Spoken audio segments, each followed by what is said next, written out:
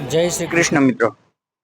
ભગવાન જ્યારે પરીક્ષા લે છે ને તે એટલી કઠોર પરીક્ષા લે છે કે એ પણ ભૂલી જાય છે કે એ ભક્ત એ પણ મનુષ્ય છે।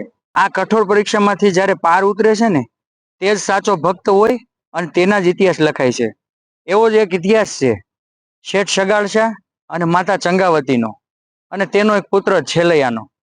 તો આ છેલૈયા ધામ તેના દર્શન કરાવું અને એનો ઇતિહાસ જણાવું છું।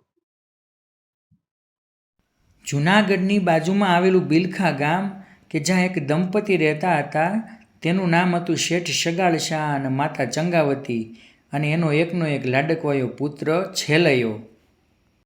અને આ દંપતીને એક એવું નિયમ હતું કે પોતે કોઈ ભૂખ્યા માણસને જમાડીને પછી પોતાને જમવાનું। પણ ભગવાને પણ એક કસોટી કરી કે 7 દિવસ સુધી અનરાધાર વરસાદ પડે છે, કોઈ ભૂખ્યો માણસ એને ગામ આવતું નથી અને એને ઘરે આવીને કોઈ જમતું નથી।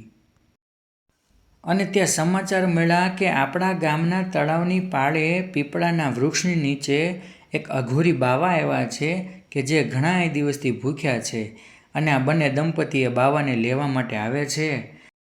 અને આ અઘોરી બાવા બીજું કોઈ નહીં પણ ભગવાન પોતે એ રૂપ ધારણ કરીને એની પોતાના ભક્તની કસોટી માટે આવ્યા છે અને અહીંયા બિરાજમાન હતા।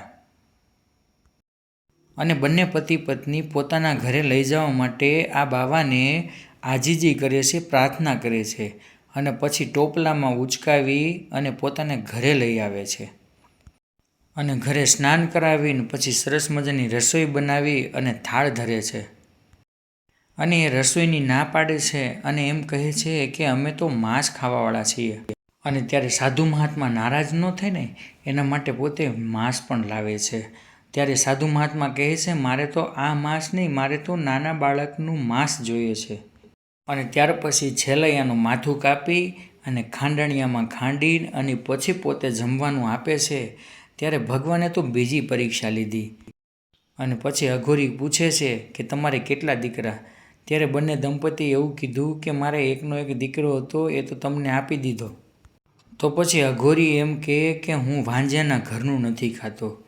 અને ત્યારે માતા ચંગાવતીએ એવું કીધું કે મારા કુખની અંદર એક 5 મહિનાનું બાળક છે, તમે જ્યાં સુધી જમશો ને ત્યાં સુધી હું જીવાડીશ। અને ત્યાં તો ભગવાન પ્રસન્ન થઈને બોલ્યા કે માંગો માંગો, હું તો તમારી કસોટી લેવા માટે આવ્યો હતો।